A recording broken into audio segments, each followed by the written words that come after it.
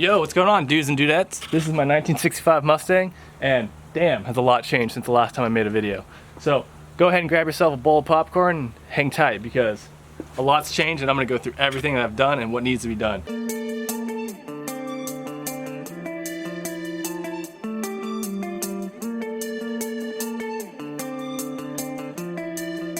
Sound drive.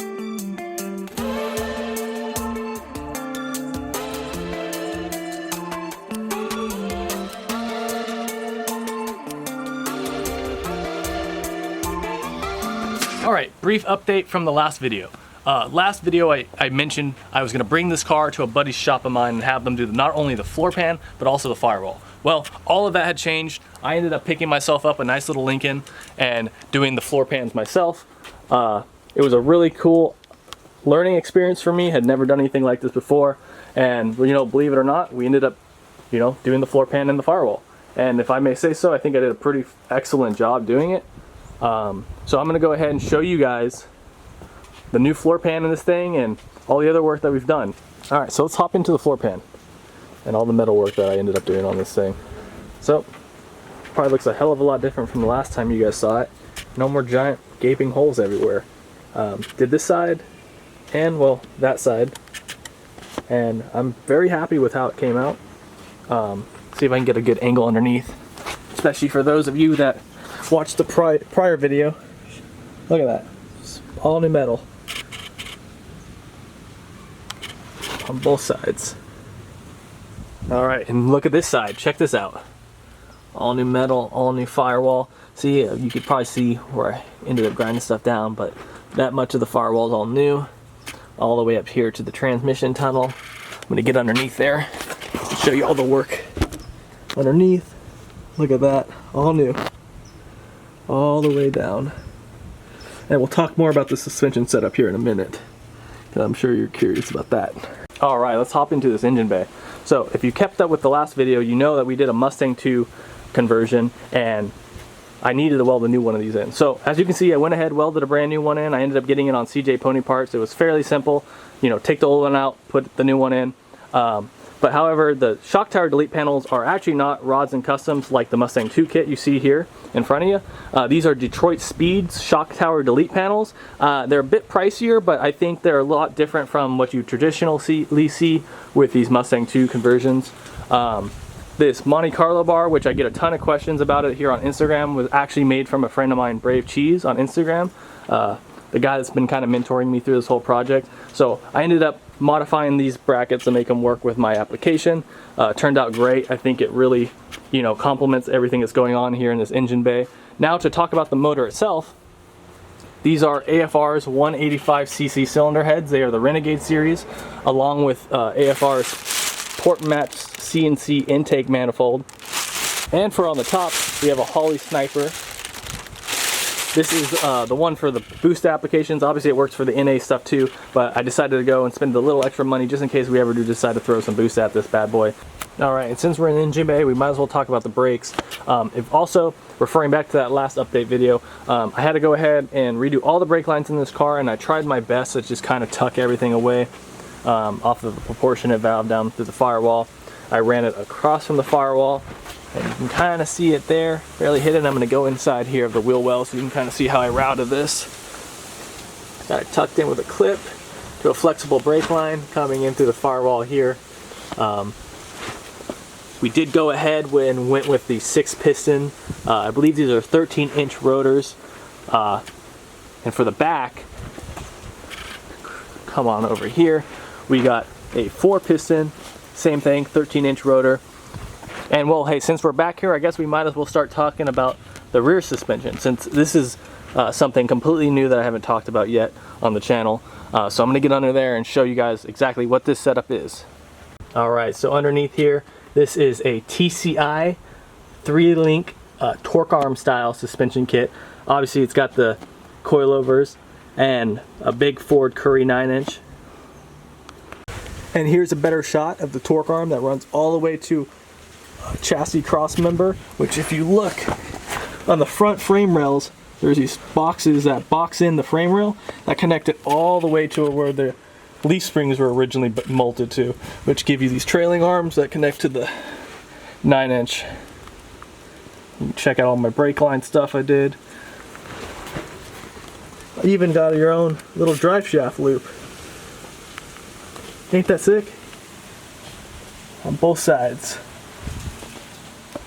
Favorite part, the one spot that I'm going to be spending majority of the time, is the interior. And it's obviously not done yet, but man, I can't get over how nice these seats look. So I'm going to go ahead and put you guys down, hop in there and show you my favorite part of this.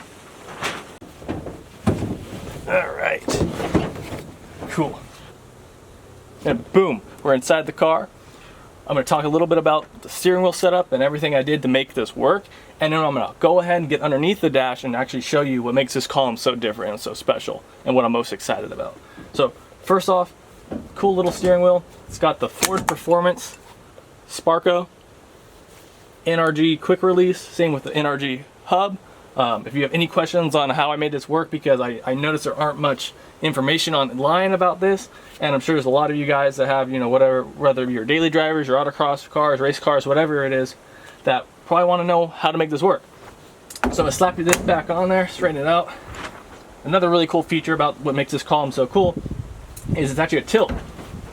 You know, it can be a bus driver, whatever, all the way up. Super cool, neat stuff. I'm gonna go ahead and get under the dash and show you guys what I'm most excited about. So if you can see, I actually have a electric steering setup going on with this bad boy, which is going to make this thing feel incredibly amazing. No really crappy power steering leaks like all the old Ford stuff is really known for.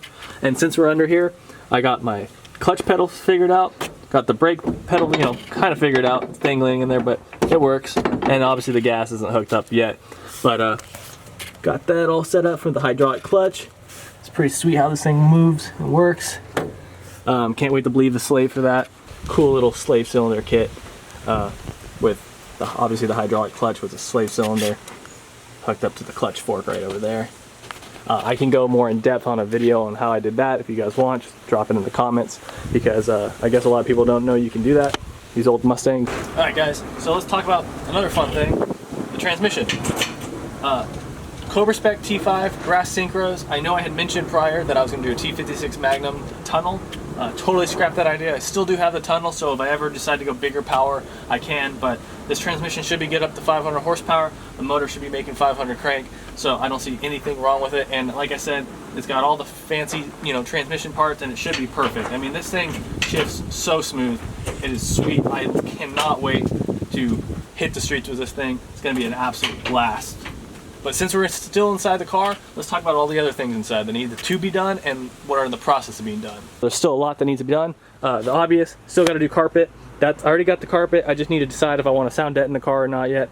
And I don't want to ruin it with all the dirty feet. I mean, this shit's already gross, as you can see. Got to get a different shifter, I think. I'm a little guy, so I need something a little bit longer that I can reach. Got to rewire the car, do a dash, roll bar. Don't have any bars going to the back because, well, I ended up building these boxes to weld this to, and I wanted to do the wheel tubs first before I finished doing these bars. So that's probably going to be the next video you'll see from me, is doing the whole mini tub kit, because yeah, I am mini tubbing it. I got an AutoWorks kit, and I'm going to try to do an in-depth video on how I decided to do it. There's a giant gaping hole here, so I'm going to go hop into the back and tell you what's going on back there.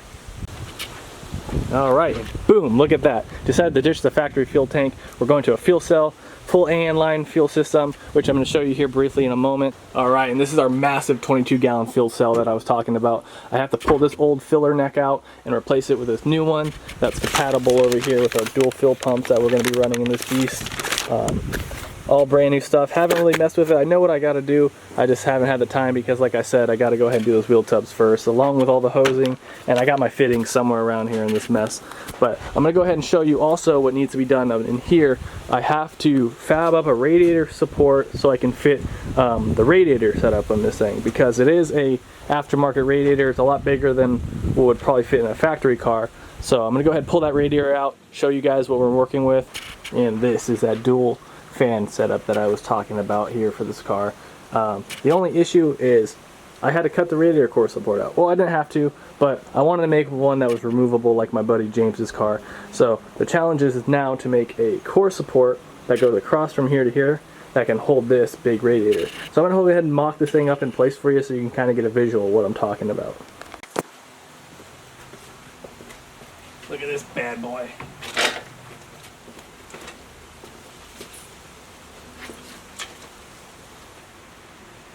Oh, that's exciting. Alright, and there she is in place. You guys go ahead, drop a comment if you guys want to see me film this whole process of how I'm going to fab this up. But got all the tubing here, and I'm looking forward to making this happen. Good thing I got a buddy that's already done it that can kind of guide me through it all. But yeah, man, this thing is slowly coming together and I cannot wait. Alright, boys and girls, thanks so much for tuning in to this update. I know it's kind of all over the place because I'm trying to get used to this whole YouTube thing, picking up the camera and filming everything. But if you enjoyed what you saw and you want to see updates, like I can do a video doing the wheel tubs, I can do a video on the radiator core support. Hell, I definitely will bring you the first ride along and the first fire up. But I just need to try to stay on top of it, and I'm going to do my best to film it all. So go ahead and drop a comment if you even want to see that stuff.